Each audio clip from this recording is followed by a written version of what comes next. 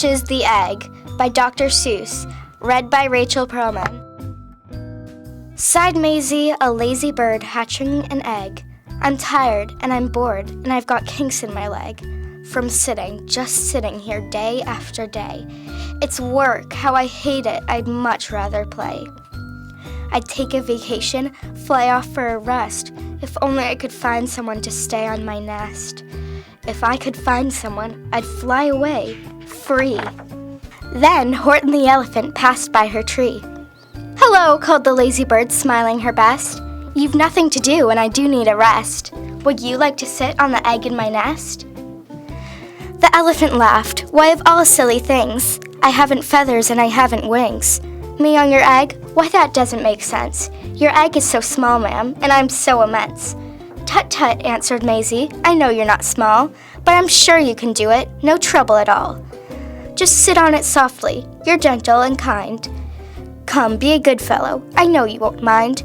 I can't, said the elephant. Please, begged the bird.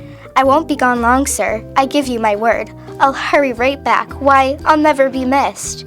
Very well, said the elephant, since you insist. You want a vacation? Go, fly off and take it. I'll sit on your egg and I'll try not to break it. I'll stay and be faithful. I mean what I say. Toodaloo, sang out Maisie and fluttered away. The first thing to do, murmured Horton. Let's see.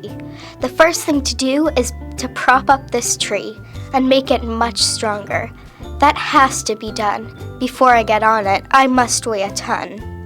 Then carefully, tenderly, gently he crept up the trunk to the nest where the little egg slept. Then Horton the elephant smiled. Now that's that.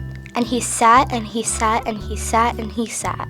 And he sat all that day and kept the egg warm. And he sat all that night through a terrible storm. It poured and it lightened, it thundered and it rumbled. This isn't much fun, the poor elephant grumbled. I wish she'd come back, 'cause I'm cold and I'm wet. I hope that Maisie bird doesn't forget.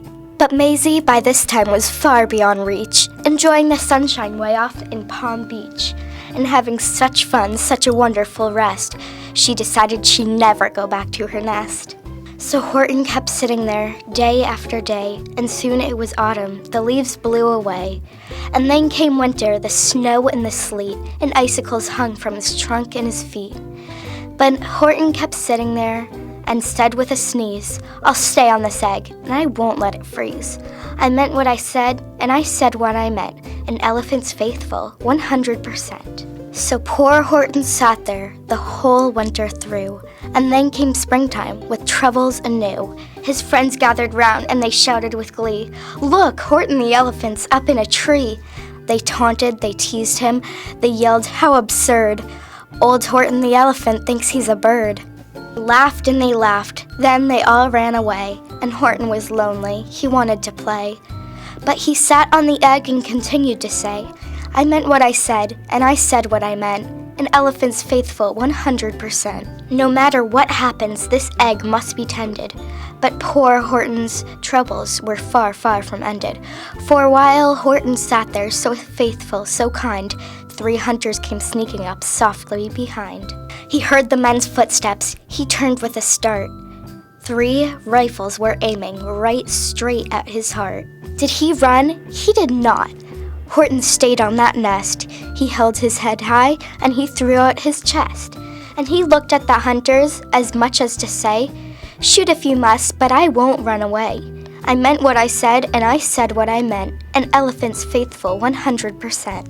But the men didn't shoot. Much to Horton's surprise, they dropped their 3 guns and they stared with wide eyes. Look, they all shouted, can such a thing be? An elephant sitting on top of a tree. It's strange, it's amazing, it's wonderful, new. Don't shoot him, we'll catch him, that's just what we'll do. Let's take him alive, why, he's terribly funny. We'll sell him back home to a circus for money. And the first thing he knew, they had built a big wagon with ropes on the front for the pullers to drag on. They dug up his tree and they put it inside, with Horton so sad that he practically cried. We're off, the men shouted, and off they all went, with Horton unhappy 100%. Up out of the jungle, up into the sky, up over the mountains 10,000 feet high. Then down the mountains and down to the sea went the cart with the elephant, egg, nest, and tree. Then out of the wagon and onto a ship, out over the ocean, and ooh, what a trip. Rolling and tossing and splashed with the spray. And Horton said day after day after day, I meant what I said, and I said what I meant. But oh, I am seasick 100%. After bobbing around for 2 weeks like a cork, they landed at last in the town of New York. All ashore, the men shouted, and down with a lurch went Horton the elephant, still on his perch. Tied onto a board that could scarcely hold him, bump, Horton landed, and then the men sold him. Sold to a circus, then week after week, they showed him to people at 10 cents a peek. They took him to Boston, to Kalamazoo, Chicago, Weehawken, and Washington too, to Dayton, Ohio, St. Paul, Minnesota, to Wichita, Kansas, to Drake, North Dakota, and everywhere thousands of folks flocked to see and laugh at the poor elephant up in a tree. Poor Horton grew sadder the farther he went, but he said as he sat in the hot, noisy tent, I meant what I said, and I said what I meant. An elephant's faithful, 100%. Then, one day, the circus show happened to reach a town way down south, not so far from Palm Beach, and dawdling along way up high in the sky, who, of all people, should chance to fly by, but that old good-for-nothing bird, Runaway Maisie, still on vacation and still just as lazy. And spying the flags and the tents just below, she sang out, What fun! Why, I'll go to the show. And she swooped from the clouds through an open tent door. Good gracious, gasped Maisie, I've seen you before. Poor Horton looked up, with his face white as chalk. He started to speak, but before he could talk, there rang out the noisiest ear-splitting squeaks from the egg that he sat on for 51 weeks. A thumping, a bumping, a wild, alive scratching. My egg, shouted Horton. My egg, why it's hatching. But it's mine, screamed the bird when she heard the egg crack.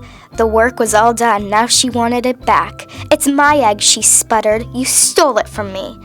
Get off of my nest and get out of my tree. Poor Horton backed down with a sad, heavy heart. But at that very instant, the egg burst apart, and out of the pieces of red and white shell, from the egg that he'd sat on so long and so well, Horton the elephant saw something whiz. It had ears and a tail and a trunk just like his. And the people came shouting, What's this all about? They looked, and they stared with their eyes popping out. Then they cheered and they cheered and they cheered more and more. They'd never seen anything like it before. My goodness, my gracious, they shouted, my word. It's something brand new. It's an elephant bird. And it should be. It should be. It should be like that, because Horton was faithful, and he sat and he sat. He meant what he said, and he said what he meant. And they sent him home, happy, 100%.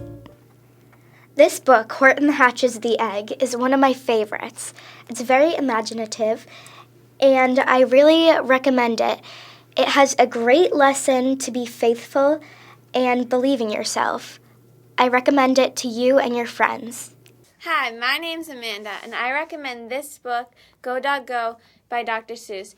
This is one of my favorites because it has a really good lesson at the end about how everybody's different.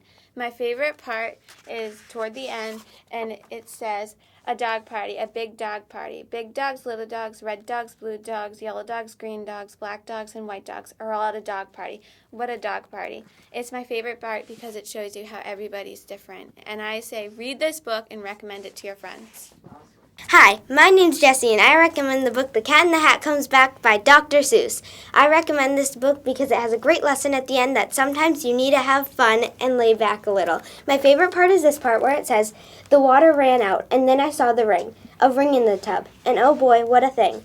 A big long pink cat ring. It looks like pink ink. And I said, will this ever come off? I don't think. I love this part because it shows a great lesson, and I recommend this book to you and your friends. Hi, I'm Justine, and I'm reading The Sneetches from A Hatful of Seuss by Dr. Seuss. The Sneetches is about Sneetches who want to be different, but in the end, they're all equal. Here's a little excerpt I found from it. The one day, it seems, while the plain-belly Sneetches were moping and doping alone on the beaches, just sitting there wishing their bellies had stars, a stranger zipped up in the strangest of cars. "My friends," he announced, in a voice clear and keen, "my name is Sylvester McMonkey McBean, and I've heard of your troubles. I've heard you're unhappy, but I can fix that. I'm the fix-it-up chappie. I've come here to help you. I have what you need, and my prices are low, and I work at great speed, and my work is 100% guaranteed." Thank you. Hi, I'm Anthony, and I like Green Eggs and Ham. I think it's a really good book. And here's my favorite page. Not on a train, not in a tree, not in a car, Sam, let me be.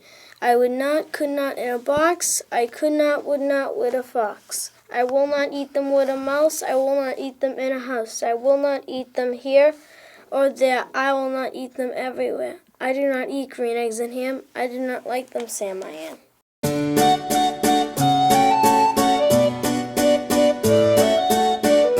Alright, welcome to Anthony's Story Time. Once upon a time there was a big road. It was built to go to the tower. The boy went back to the store because he needed oranges. He was satisfied with the springs, so he reordered. He got same-day shipping. Exactly 5 hours, 12 minutes later, FedEx showed up. He went to the tower to unlock the wand and do some magic. He wanted to turn rocks into rubber duckies. Then he went home to play with them. He forgot to lock the wand up. He went to sleep. The next morning it was raining. No! The wizard cast another storm spell. The only thing that would stop it was 5,000 springs in 12 times. He couldn't do that. He only had 4 hours, 7 minutes, and 50 seconds. And same-day shipping doesn't arrive for at least 5 hours with FedEx. He ordered 9 minutes later, 7,000 springs. It didn't come in time. It actually came 7 hours, 52 minutes later. It would now rain forever. People's houses got flooded. The end.